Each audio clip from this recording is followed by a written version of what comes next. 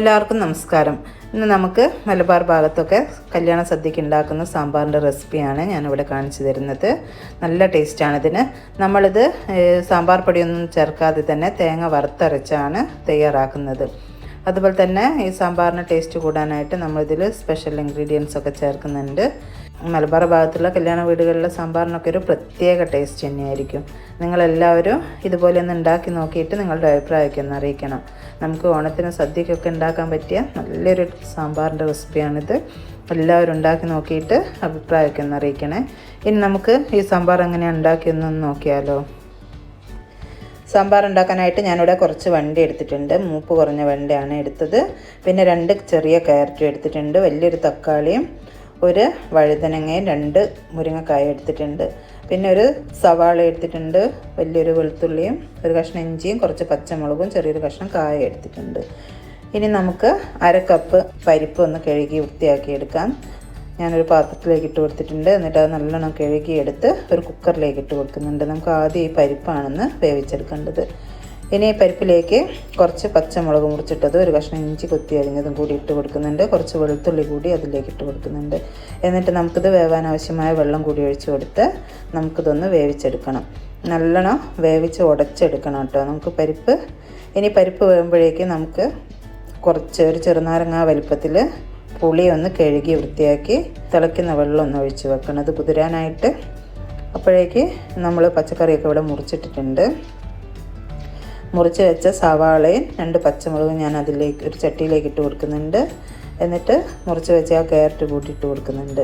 പിന്നെ അതിലേക്ക് പച്ചക്കായ കൂടി ഇട്ട് കൊടുത്തിട്ടുണ്ട്. ഇനി അതിലേക്ക് 1/2 ടീസ്പൂൺ മഞ്ഞൾപ്പൊടിയാണ് ചേർത്ത് കൊടുക്കുന്നത്. 1 ടേബിൾ സ്പൂൺ മല്ലിപ്പൊടി ഇട്ട് കൊടുത്തിട്ടുണ്ട്. പിന്നെ മുളക് ആവശ്യത്തിന് ഇട്ട് കൊടുത്തിട്ടുണ്ട്. പച്ചമുളകെല്ലാം കൂടുതൽ ഇട്ട് കൊടുത്തതുകൊണ്ട് ഞാനിവിടെ കുറച്ച് മുളക് പൊടി ഇട്ട് കൊടുത്തിട്ടുള്ളൂ. പിന്നെ നമുക്ക് വേണമെങ്കിൽ നോക്കിയിട്ട് ചേർത്ത് കൊടുക്കാം. ഇനി ഇതെല്ലാം കൂടി ഒന്ന് ഇളക്കി കൊടുത്ത ശേഷം നമുക്കിതൊന്ന് അടുപ്പത്തേക്ക് വെച്ച് കൊടുക്കാം. ഇത് നല്ലോണം വേവുമ്പോഴേക്ക് നമുക്കിതിന് വേണ്ട തേങ്ങയൊക്കെ ഒന്ന് റെഡിയാക്കാം. ഒരു ഇരുമ്പിൻ്റെ ചീനച്ചട്ടിയിലേക്ക് ഞാനിവിടെ 4 ടേബിൾ സ്പൂൺ തേങ്ങ എടുത്തിട്ടുണ്ട്. ഇത് ചെറിയൊരു മുറി തേങ്ങയാണ്. അതിലേക്ക് 1/2 ടീസ്പൂൺ വീതം ഉലുവയും ജീരകവും കടുകും ഇട്ട് കൊടുക്കുന്നുണ്ട്. പിന്നെ 1/2 ടീസ്പൂൺ ഉഴുന്ന് ചേർക്കുന്നുണ്ട്. 1 ടീസ്പൂൺ കടലപ്പരിപ്പും ചേർത്ത് കൊടുത്തിട്ടുണ്ട്. പിന്നെ ഒരു കഷ്ണം കായവും കുറച്ച് വെളുത്തുള്ളിയും കുറച്ച് ചെറിയ ഉള്ളിയും ചേർത്ത് കൊടുത്തിട്ടുണ്ട്. 2-3 തണ്ട് കറിവേപ്പില കൂടി അതിലേക്ക് ഇട്ട് കൊടുത്തിട്ടുണ്ട്. ഇനി ഇത് നമുക്ക് നല്ലോണം വറുത്തെടുക്കണം. ഗോൾഡൻ ബ്രൗൺ കളർ ആകുന്നവരെ നമുക്കിത് നന്നായിട്ടൊന്ന് വറുത്തെടുക്കണം.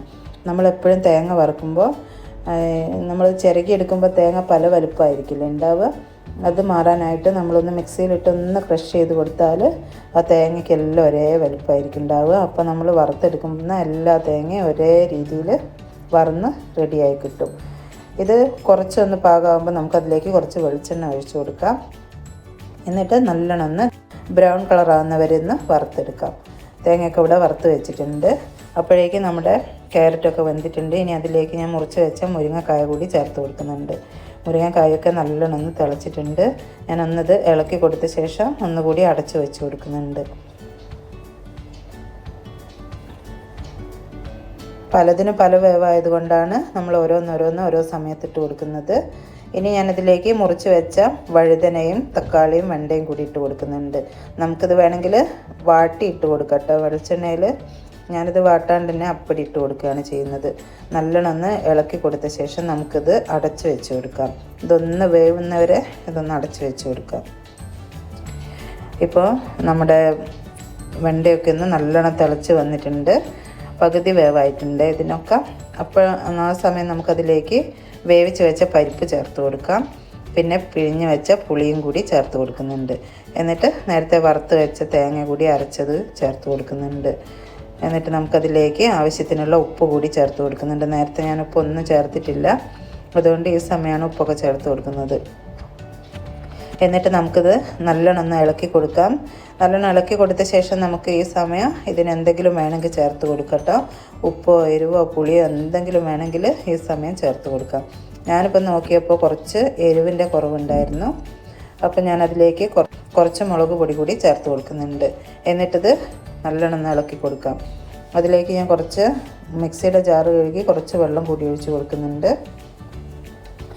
എന്നിട്ട് നല്ലോണം ഇളക്കി കൊടുത്ത ശേഷം കറിവേപ്പില കൂടി ചേർത്ത് കൊടുത്തിട്ടുണ്ട്. പിന്നെ അതിലേക്ക് സ്പെഷ്യൽ ഇൻഗ്രീഡിയൻ്റായ ശർക്കര പാനിയാണ് 2 ടേബിൾ സ്പൂൺ ഒഴിച്ച് കൊടുത്തത്. ഇത് നമ്മുടെ സാമ്പാറിനൊരു പ്രത്യേക ടേസ്റ്റ് ആയിരിക്കും കേട്ടോ. ഈ ശർക്കര ഒഴിച്ച് കൊടുക്കുമ്പം നല്ലൊരു ടേസ്റ്റ് ആയിരിക്കും. ഇനി ഇത് നമുക്ക് അടച്ച് വെച്ച് നല്ലോണം തിളപ്പിച്ചെടുക്കാം. ഇപ്പം നമ്മുടെ സാമ്പാറൊക്കെ ഇവിടെ നല്ലോണം പാകമായി വന്നിട്ടുണ്ട്. നല്ലൊരു മണമൊക്കെ വരുന്നുണ്ട്. നമ്മുടെ കല്യാണ വീട്ടിലെ സാമ്പാറിൻ്റെ ഒക്കെ നല്ല മണം വരുന്നുണ്ട്. ഇനി ഞാനിതിലേക്ക് കുറച്ച് മല്ലിയില കൂടി ഇട്ട് കൊടുക്കുന്നുണ്ട്. എന്നിട്ട് ഇളക്കി കൊടുത്ത് ഒന്നുകൂടി തിളയ്ക്കാനായിട്ട് വെച്ച് കൊടുക്കുന്നുണ്ട്. ഇതേ രീതിയിൽ ഉണ്ടാക്കിയാൽ നല്ല ടേസ്റ്റ് ആയിരിക്കും സാമ്പാറിന്. എല്ലാവരും കുക്കറിൽ വേണമെങ്കിൽ നമുക്ക് എല്ലാം കൂടിയും വേവിക്കട്ടോ. അപ്പോൾ എല്ലാ കഷ്ണം അങ്ങ് ഉടഞ്ഞു പോകും. ഇങ്ങനെയാകുമ്പോൾ അതിന് കഷ്ണമൊക്കെ വേറെ തന്നെ കിട്ടും. നല്ലൊരു ടേസ്റ്റും ആയിരിക്കും. അപ്പോൾ നമ്മുടെ സാമ്പാറൊക്കെ ഇവിടെ റെഡി ആയിട്ടുണ്ട്. ഇനി നമുക്ക് ഇതിന് വേണ്ട വറവൊക്കെ ഒന്ന് റെഡിയാക്കാം.